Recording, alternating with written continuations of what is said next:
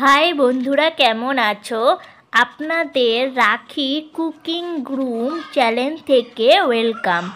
আপনাদের এই ভিডিও ভালো লাগলে তাহলে একটা লাইক, কমেন্ট, শেয়ার ও সাবস্ক্রাইব করে দিও। গরমে একটি সবজি হলো ঝিঙে। এই ঝিঙে ভালো করে ছাল ছাড়িয়ে কেটে নিলাম। এইভাবে বাকি ঝিঙে কেটে নিলাম। আমার ঝিঙে কাটা হয়ে গেছে। এবার আমি ভালো করে জল দিয়ে ধুয়ে নিয়ে নিলাম।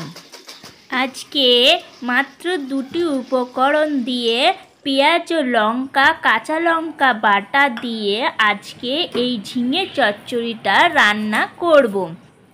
এখন আমি একটি পেঁয়াজ নিলাম। পেঁয়াজটা কেটে রাখার জন্যে একটি বাটি নিলাম। এবার আমি এই পেঁয়াজটার দুপাশ কেটে নিয়ে হাতের সাহায্যে এই পেঁয়াজটা ভালো করে খোসা ছাড়িয়ে নিচ্ছি। এই পেঁয়াজের খোসা ছাড়াতে একটি কথা বলি, ঝিঙের ছাল দিয়ে একটি সুন্দর ঝিঙে বাটা হয়, খেতে খুবই ভালো লাগে। আপনারা আর একটি পেঁয়াজ যদি দিতে চান তাহলে দিতে পারেন।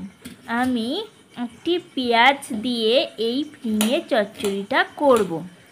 এবার এই ঝিঙেটা জল দিয়ে ধুয়ে নিয়ে ছুরি দিয়ে পেঁয়াজটার মাঝখান দিয়ে কেটে নিলাম।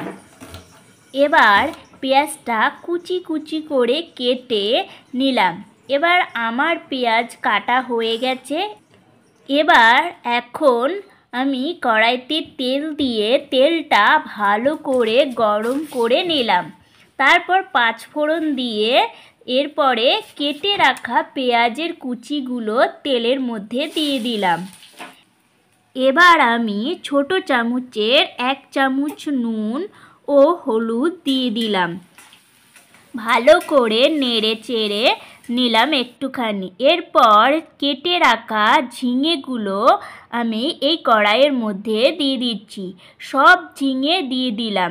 এইভাবে ঝিঙেটা রান্না করলে খুবই ভালো লাগে। এই ঝিঙেগুলি একটু নেড়ে চেড়ে নিলাম। এবার ছোট চামচের 1 চামচ নুন ও হলুদ একটু দিয়ে দিলাম।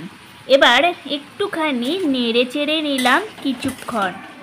এইভাবে আমি কিছুক্ষণের জন্যে এই ঝিঙেগুলোকে ভালো করে নেড়ে চেড়ে নিয়ে এরপর আমি এখানে কাঁচা লঙ্কা বাটা অ্যাড করলাম। এই কাঁচা লঙ্কা বাটা দেওয়ার পর আমি একটুখানি সামান্য চিনি এর মধ্যে দিয়ে দিলাম।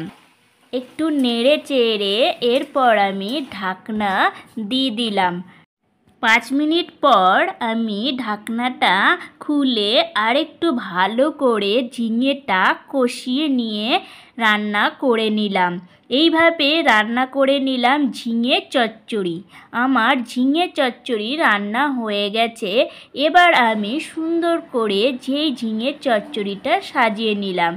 এতক্ষণ ধরে এই ভিডিওটা দেখার জন্য আপনাদের ধন্যবাদ।